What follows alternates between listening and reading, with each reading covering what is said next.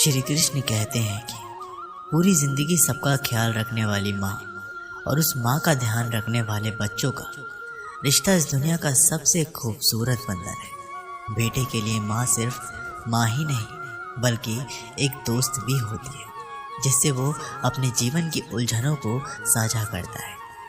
खुशकिस्मत होते हैं वो जिन्हें माँ नसीब होती है, क्योंकि इस दुनिया में ये एक ऐसा रिश्ता है जिसमें मिलावट नहीं होती।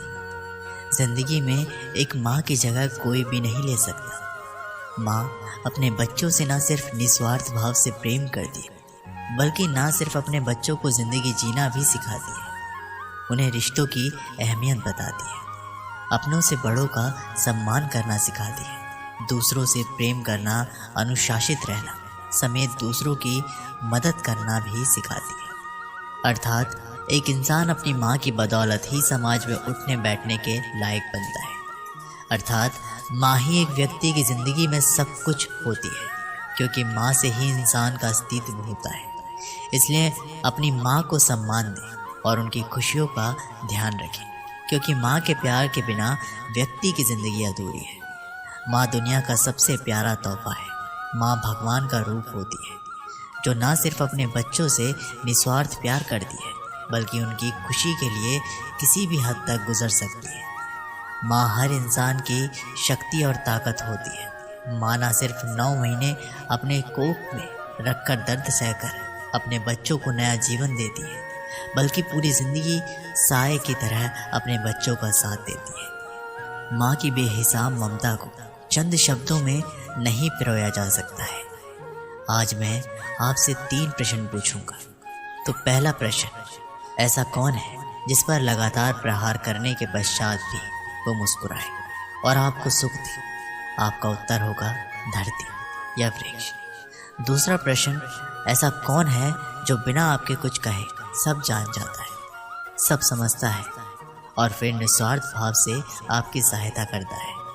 अब आपका उत्तर होगा भाई या मित्र। और तीसरा प्रश्न है, ऐसे कौन से भगवान हैं जो स्वयं विष का घूंट भी पीकर आपको जीवन का अमृत प्रदान करते हैं? अब आपका उत्तर होगा महादेव। यदि आपके उत्तर ये हैं तो आपके उत्तर गलत है। इन सारे प्रश्नों का एक ही उत्तर है और वो है माँ। जब आप अपनी माँ के गर्भ में होते हैं तो उस समय उन्हें कितनी लात मारी होंगी आपने, किंतु फिर भी वो मुस्कुरा के वो आपको आशीष दे रही है। आपके बिना कुछ कहे वो सब जान जाती है और उस जीवन की कठिन परिस्थितियों के विष का घूंट पीकर आपको खुद सुख का अमृत देती है।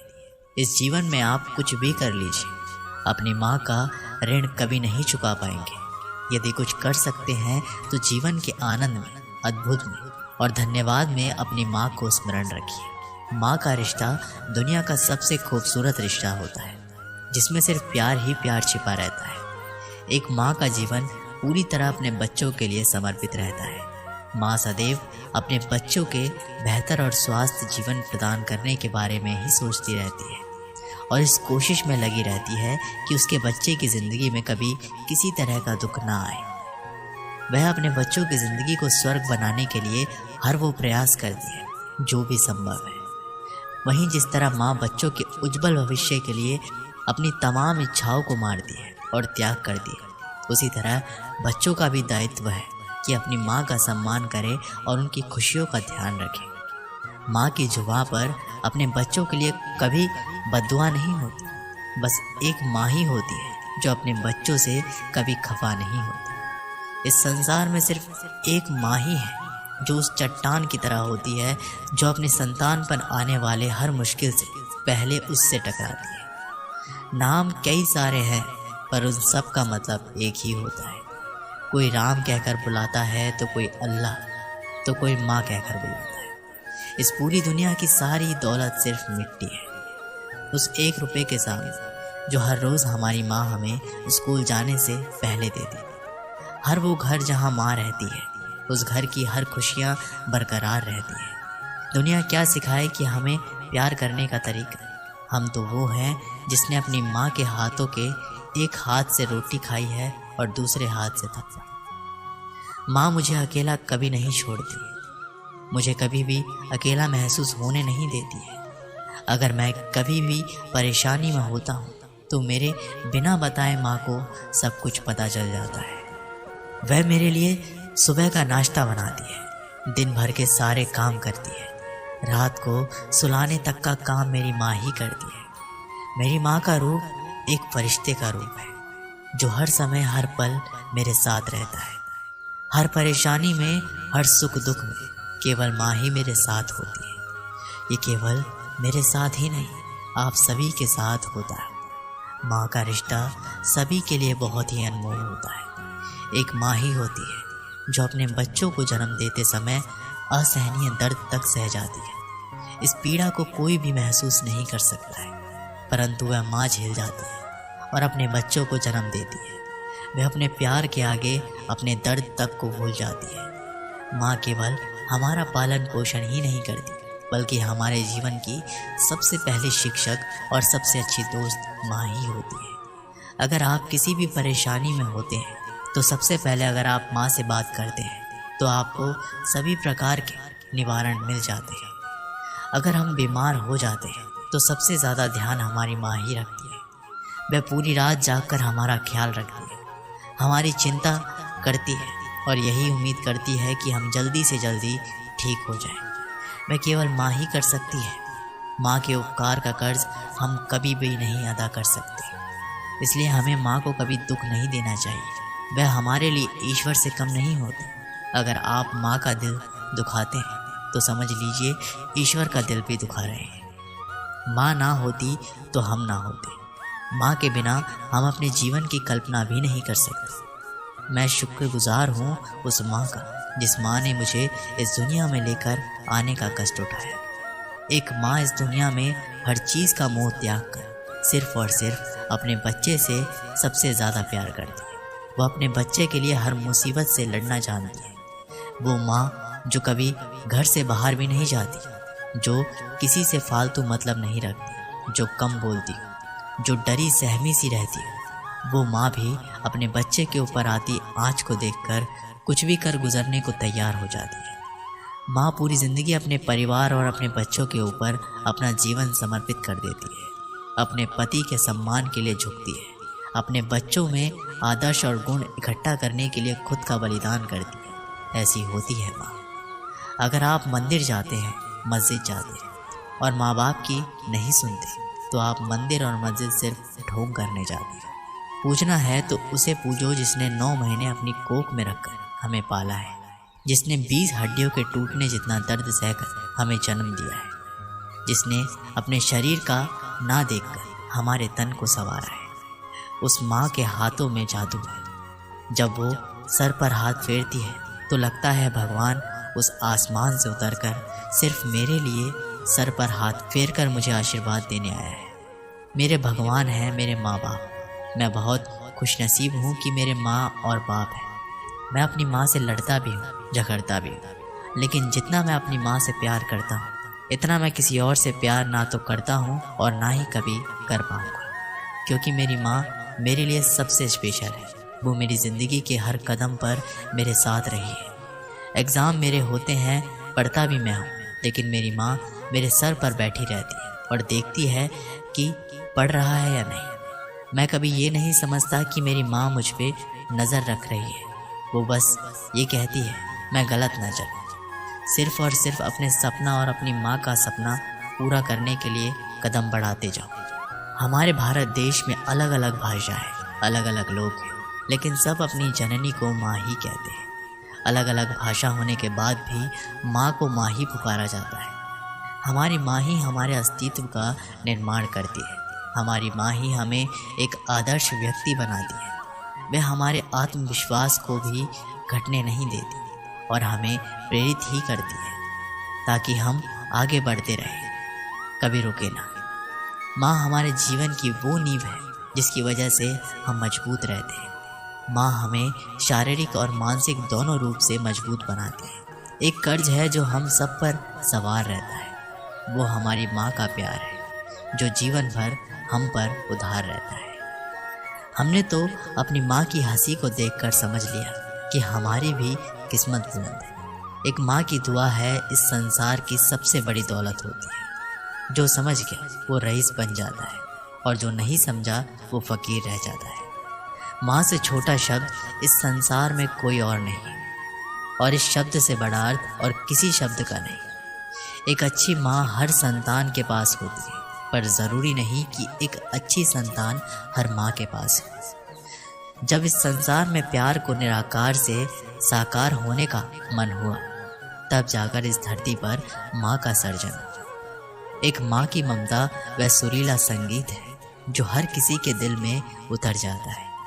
माँ चाहे कितनी भी अनपढ़ हो, पर अपने बच्चों के जीवन के सबसे महत्वपूर्ण ज्ञान माँ से ही मिलता है। माँ का अपने बच्चों के लिए त्याग और उनके लिए अपना प्यार की तुलना किसी से भी नहीं की जा सकती।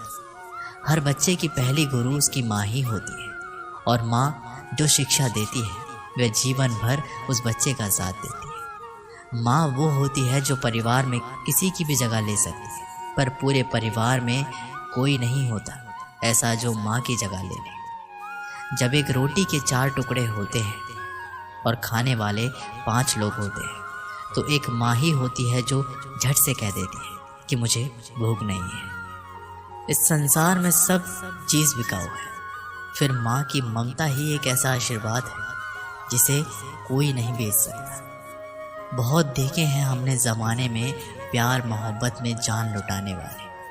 कभी अपनी माँ से भी जाकर पूछना कि कितनी मुश्किलों से तुझे पाला है उसने रातों में उठ के। इस संसार में हर जगह ईश्वर का पहुँचना मुमकिन नहीं था, इसलिए उन्होंने माँ की रचना की। श्री कृष्ण कहते हैं कि इस पूरे संसार में सिर्फ माँ ही एक ऐसी होती है जो किसी भी हाल में जान लेती है कि उसके बच्चों की आंखें सोने से लाल हुई है कि रोने से। इस पूरे संसार में सिर्फ माँ बाप ही है जो अपने बच्चों से सच्चा प्यार करते हैं और उन्हें प्यार दे सकते हैं। बाकी पूरा संसार सिर्फ दिखावा ही करता है। ज़रा सा समय निकालकर अपनी माँ को भी देखकर मुस्कुरा भी लिया करो। क्या पता तुम्हारी किस्मत में तीर्थ जाना ही ना लिखा हो। एक आदमी एक दुकान में नौकरी किया करता। वह मेहनती था। काम के प्रति उसकी मेहनत और लगन देखकर उसका सेठ बड़ा खुश रहता था। वह आदमी भी उस दुकान की नौकरी से संतुष्ट था। एक दिन वह बिना बताए छुट्टी पर चला गया। सेठ उस दिन सोच में पड़ गया, क्योंकि ऐसा पहले कभी नहीं हुआ था। वह सोचने लगा कि ऐसा क्या बात हो गई कि ये छुट्टी पर चला गया और मुझे बताया तक नहीं। कहीं उसे पैसों की तंगी तो नहीं हो गई है। ये विचार दिमाग में आते ही सेठ ने उसकी पगार बढ़ा देने का निर्णय ले लिया। अगले दिन वह आदमी वापस काम पर आ गया। सेठ ने उसे अपने पास बुलाया और उसे बताया कि मैंने तुम्हारा वेतन बढ़ा दिया है। अगले महीने की 1 तारीख को उस आदमी को बढ़ी हुई पगार मिली। उसने पगार ली, लेकिन कोई प्रतिक्रिया नहीं दी। ना उसने सेठ को धन्यवाद दिया, ना ही वह बहुत खुश हुआ। वह रोज की तरह काम करता रहा। पगार बढ़ा देने के बाद सेठ निश्चिंत था कि अब वह आदमी और मेहनत से काम करेगा। कुछ महीनों के बाद वह आदमी एक बार फिर से बिना बताए छुट्टी पर चला गया। इस बार सेठ को बहुत गुस्सा आया कि ये कैसा लापरवाह आदमी है। एक तो मैंने इसकी पगार बढ़ा दी, उसके बाद भी इसे जिम्मेदारी का एहसास नहीं है। फिर से बिना मुझे बताए इसने छुट्टी मार ली। अगले दिन वह आदमी काम पर आ गया।